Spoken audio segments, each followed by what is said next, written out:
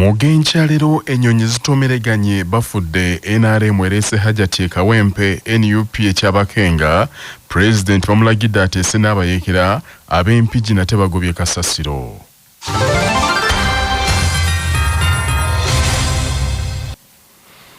Olukiiko lw'aba President ab'omukago gwa East African Community lusabye gavumenti ya DR Congo ekulemberwa musajja mukulu Felix Tshisekedi yeekubye mu kifuba ateeseganye n'obubinja bw'abayeekera okulina ka M23 olukomya olutalo kakuuse oluli mu buvanjuba bw'eggwanga eryo. Olutalo luno fuwuuke oluli mu buvanjuba bwaleetedde akabinja k'abayeekera okuwamba ekibuga Goma eky'essaza North Kivu era we lutuukidde leero ng'ebitundu ebyo biri mu mikono gy'abayeekera. Olukiiko olw'amangu olw'abakulembeze bannamukago gwa East African Community lwatudde nga bayita ku mutimbagana kawungezi k'eggulo lwakubiriziddwa omukulembeze wa Kenya Samoei William Ruto ne lwennyamira nnyo lw'embeera eyaddukadduka eri e Congo. Olukiiko lwetabiddwamu omukulembeze wa Tanzania Samia Suluhu Hassan, omukulembeze wa South Sudan Salva Kiir Mayardit, owa Rwanda Major General Paul Kagame, owa Burundi Evariste Ndayishimiye, owa Uganda Yoweri Kaguta Museveni Habulwa, saako wa Somalia Hassan Sheikh Mohamud. Ensisinkano eno yabadde ku mutimbagano omukulembeze wa DR Congo Felix Tshisekedi yegaanye okugyetabamu. Abakulembeze bano era basabye gavumenti ya Congo eyogerezeganye na buli akwatibwako okuli aba M23 n'obubinja b'abayeekera obulala ensonga ez'okulwanagana zimulungule bulungi mu mbeera ey'okuteesa okusinga okulwanagana mu kitundu ekyo muli okuyiwa omusaayi gw'abantu bannaalumanya ne basaalumanya. Abakulembeze bano era balagidde enjuyi zombiriri ezirwanagana zisirise ku mmundu abantu ba bulijjo bafune obuyambi. Wabula mu nsisinkano eyo omukulembeze wa Rwanda Major General Paul Kagame akyomedde nnyo omukulu munno wa Congo atabadde mu nsisinkano eyo Felix Tshisekedi amulumiriza okukolagana n'obubinja bw'abayeekera obutirimbula Abanyarwanda ababeera mu buvanjuba bwa Congo. Or like he didn't want East African Community because they were not doing things the way he wanted, even if it was not right. He got rid of them and he decided to bring in SADC. SADC was, without any question, coming to assist Tshisekedi to fight alongside FDLR, these murderers of our people here in this country, to fight against mercenaries, and to have Burundi on ethnic political basis decide to support Tshisekedi in whatever endeavor, including exactly doing what those murderers did to our people and what they are doing in Eastern Congo. Gavumenti ya DR Congo emyaka gyonna ezerumiriza Rwanda nti evujjirira abajeekera aba M23 nga akabinja ka M23 kakolebwa ab'eggwanga ly'abatuusi so nga yo Rwanda erumiriza DR Congo okuvujjirira akabinja k'abayeekera aka The Democratic Forces for the Liberation of Rwanda FDLR akakolebwa eggwanga ly'abahutu. Rwanda kerumiriza nti kaseketerera gavumenti yayo nga kasinziira ku ttaka lya Congo. Ebyo nga bikyali awo wazzeewo olutalo olw'ebigambo wakati w'omukulembeze wa Rwanda Paul Kagame ne munno wa South Africa Cyril Ramaphosa nga tagalina avudde ku lukomo lw'essimu ababiri bano gye beekubidde era ne babaako ensonga zibamulungula wabula bwe kyatuuse okufulumya ebyavudde mu kafuba ako ate buli omu n'afulumya ebitakwatagana. Mubaka omukulembeze wa South Africa Cyril Ramaphosa bwe yatadde ku kibanja kye kya X obutabanguko bwonna mu buvanjuba bwa Congo abutadde ku kabinja k'abayeekera ba M23 kagambye nti kakolera wamu n'amagye ga Rwanda aga Rwanda Defence Forces. Wabula Kagame naye agenze ku kibanja kya Ramaphosa kwennyini kwatadde obubaka obwo n'amwanukula nti ebigambo bye baayogedde ku lukomo lw'essimu si byatadde ku kibanja kye era agambye nti amagye ga South Africa Ramaphosa gayogerako tegakuuma mirembe wabula gayamba ku gavumenti ya Congo okutigomya abatuusi abawangalira mu ggwanga eryo. Kagame alabudde nti South Africa bwe banneeteefuteefu okukuuma emirembe eyanirizibwa wabula bwe beegenda kwenyigira mu kulwanirako Congo okutuukiriza ebigendererwa byayo, Rwanda nayo egenda kwanganga South Africa olw'onnozidde okunywa.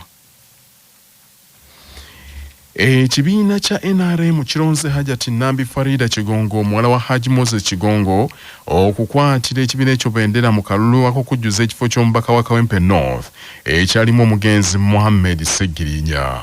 Akulira akakiiko k'ebyokulonda mu NRM Dr. Tango Doy yalangiridde ebyo ng'asinziira ku ssettendekero Makerere era asabye abawanguddwa mu kamyufu ako tibawagire munnaabwe akwasiddwa bendera. Hajat Nambi Farida as the flag bearer. OMG leaders, you will lead the battalion. We shall invite all of you to the Secretariat on the Tuesday top management meeting to introduce you to top management and hand over all of you to the Director of Mobilization and Cadre Identification. Mwongiri yemu Ssabakunzi w'ekibiina kya NRM Rosemary Seninde asabye bannakibiina mu Kawempe okuuma empisa n'obumu bwe boolesezza mu kamyufu kaabwe kino nno nti kyekigenda okubatuusa ku buwanguzi. Tutuukiridde buli muntu yenna gwe kikwatako. Tukoze research, tukoze ekisoboka ne tukozesa amatu amawanvu agatusingako okulaba nga tusobola okubaako kye tutuukako kubanga tetuyinza kugaana kutuukiriza buvunaanyizibwa national chairman bw'atuwadde oba okugamba nti mukole ekisoboka abantu bange baleme kweyawula. Tuyinza obuteerabira nti tusigaza akaseera katono gena mu 2026. So as a party, this must be the first time nga twe-organizing n'okusinga batwali tubadde before. Ye Haji Nambi Farida akwasiddwa kaada NRM asabye banne bwe badde mu lwokaano mu kamyufu kano okukolera awamu bawangule ekifo ekyo. Tulina okuconcentratingako kwe kubeera nti tubeera omuntu omu era nga buli kiseera bakimanyi that I need them. Bannyabo ne bassebo badde nsaba tubeereza fantastic era obweyamo bwange nabagamba nti bwali banze nditambula wamu nammwe bwe muli bammwe nditambula wamu nammwe so tugenda kutambulira wamu.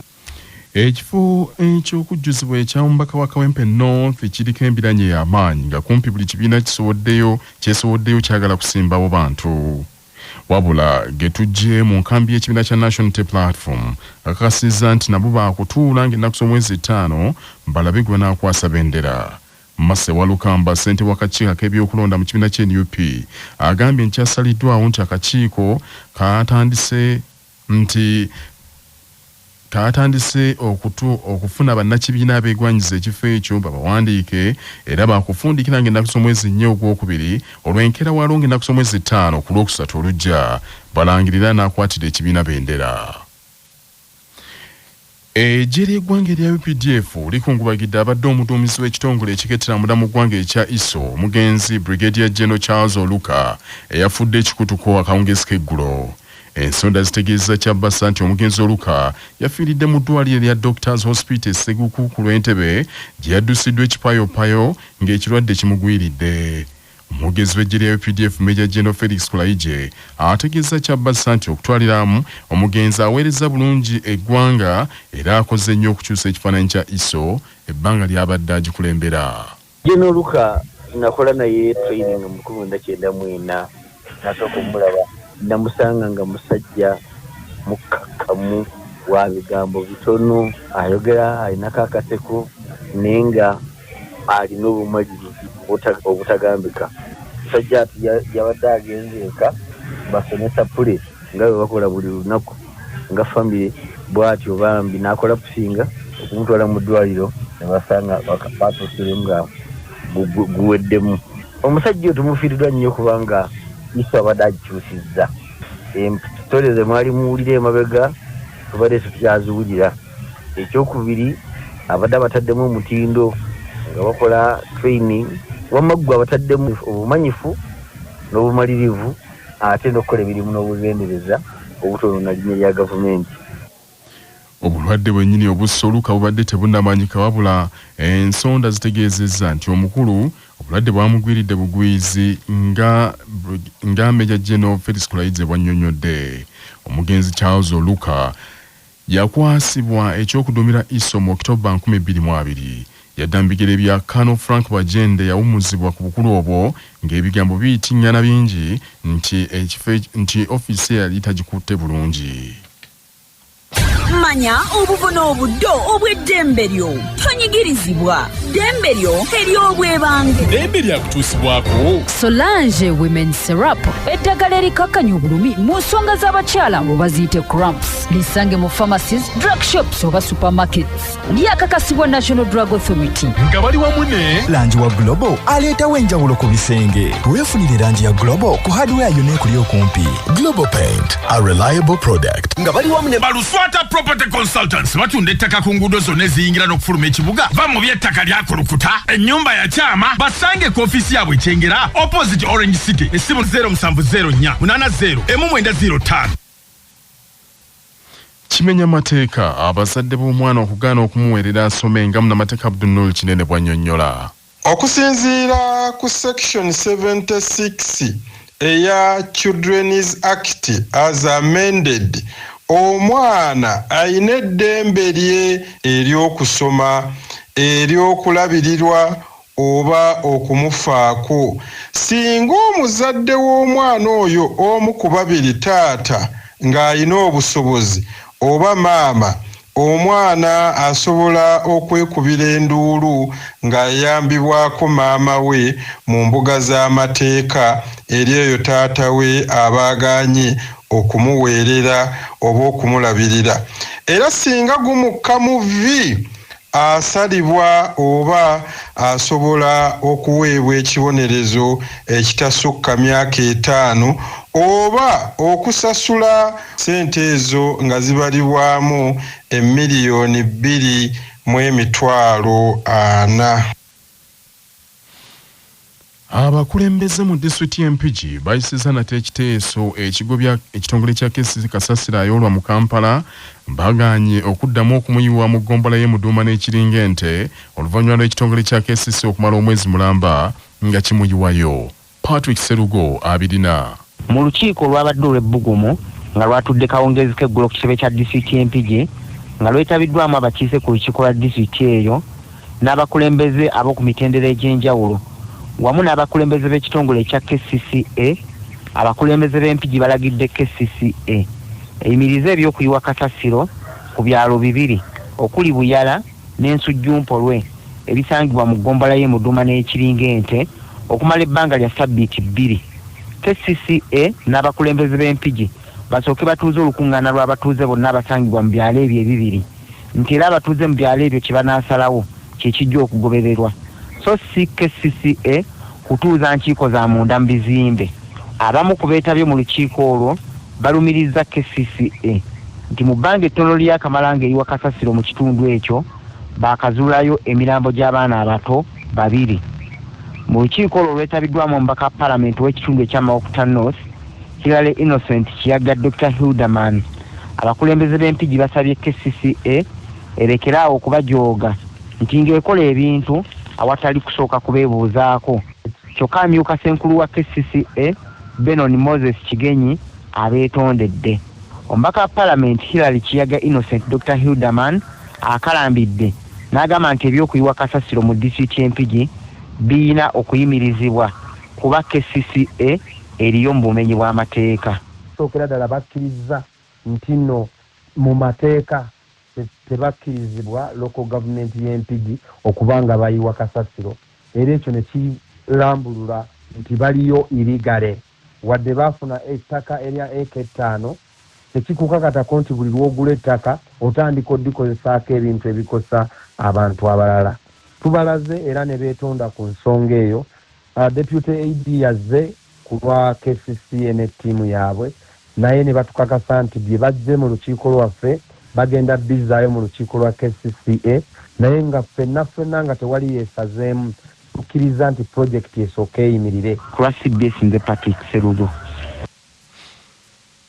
Abatuuze b'omu Nnyendo mu kibuga Masaka bakeeredde mu ntiisa. Mmotoka lukululana ebaddeko sementi ng'esimbiddwa bw'etegulukuse n'eyingirira ekizimbe eky'amaduuka mu kiro ekikeesezza leero.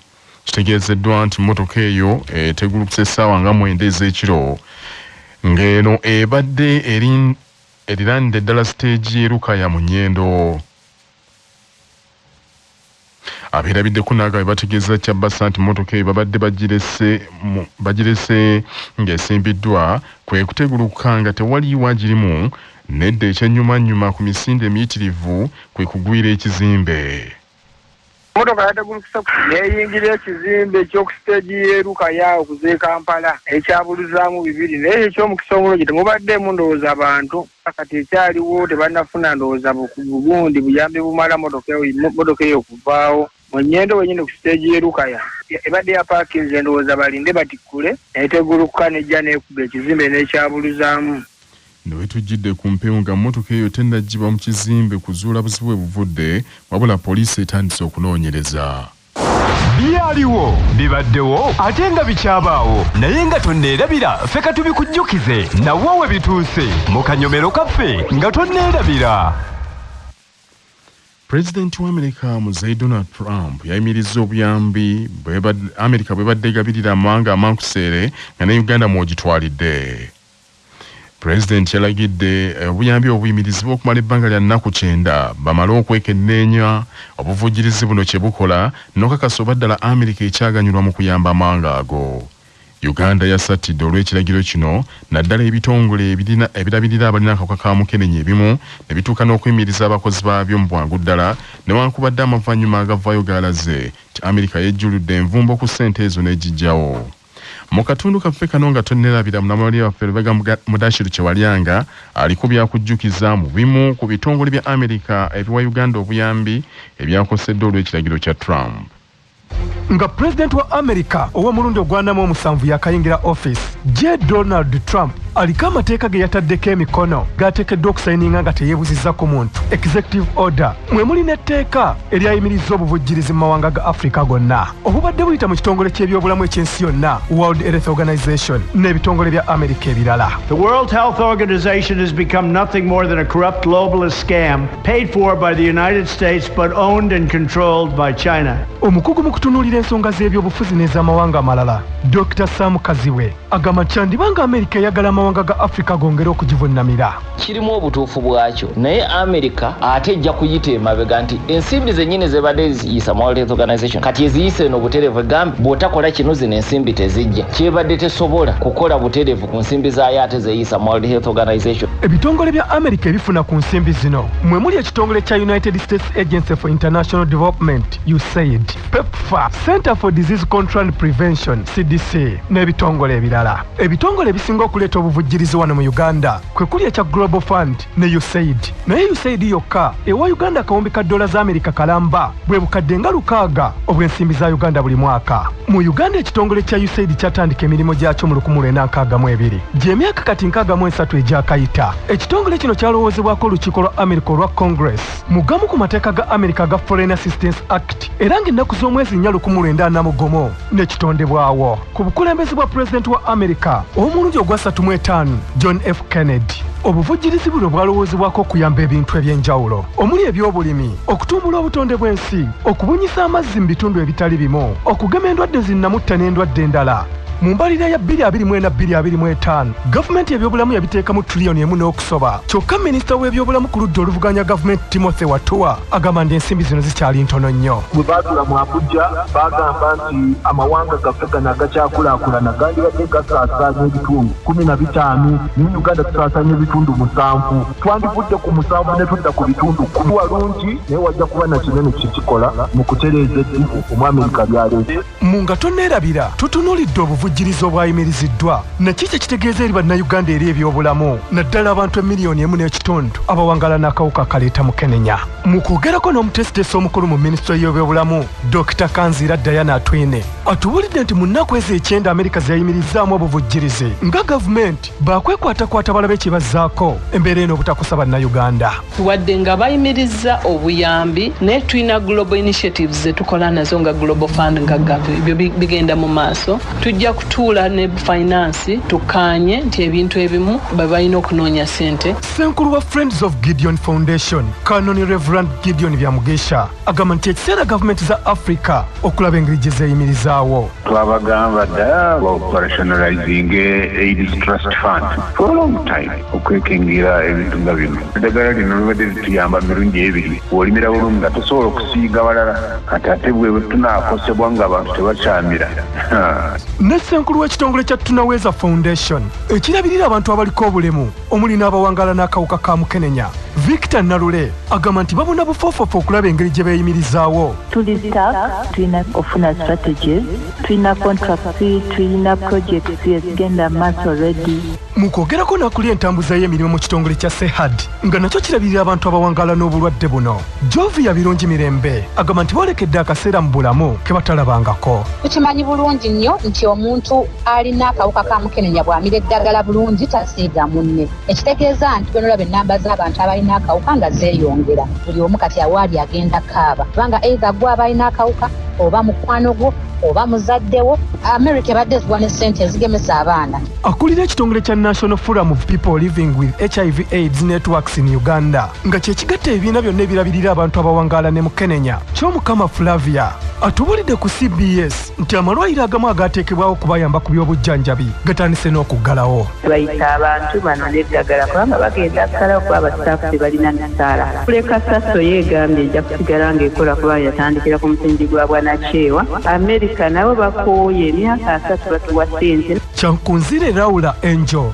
nga yakulira entambuza y'emirimu mu kitongole kya Organet ekikwasaganya ensonga z'amateeka eri abantu abawangaala n'obulwadde bwa mukenenya agamba nti Trump okuyimiriza obuvujjirizi obujja mu Africa ne Uganda teyalowoozezza ku bannayuganda akakadde akamu n'ekitondo abawangaala n'akawuka ka mukenenya. Tulina discordant relationships, tulina abeegaddanga nga tebalowoozezza. Supplies ezo zonna zigenda kuba nga tezikyaliwo oba nga zikenderedde ddala oba nga n'okugula tugenda kuddayo ate mu kugula eddagala. Nange kelime sisuubira nti zoodigula buli lunaku. Olaba n'endwadde eza bulijjo zitulemerera kati ate akawuka kolina okuwa eddagala buli lunaku okumala obulamu bwo bwonna. Ekibuuzo bannaffe abawangaalira ku ddagala lye balina okumira buli lunaku balina libamazaako ennaku 9 ye ate bannaffe bwe baba tebalirina sikeeka baatekoowulira. Nze Lubega Mudashiri Kiwalyang ne munnange Julius Mulemi ku lwa CBS FM. Obulamu bwe bugagga kutuusibwako Rwenzori Minowota geefunire olwaleero amazzi ga Rwenzori agajjudde ebirungo by'obutonde okuva mu maka ga Rwenzori kampuni ya Coca-Cola. Dr. Yasini Sekidde atunnyonnyola ekireeta obulwadde bwa anemia oba obutabeera na musaayi gumala. Anemia yembeera omuntu gy'abeeramu nga talina butafaali bumyufu bumala kubeera nga bukola emirimu mu mubiri. Butafaali obwo bumyufu buliko ekirungo kye bayita hemoglobin ekitambuza empewo okwetooloola omubiri gwonna. Tulinamu okubeera nga omubiri tegusobola kukola butafaali bumala olw'okubeera nga ekirungo kya iron kitono mu mubiri. So ate tulinawo kye tuyita hemorrhage omuntu okubeera nga bleedingidde ebbanga ddene.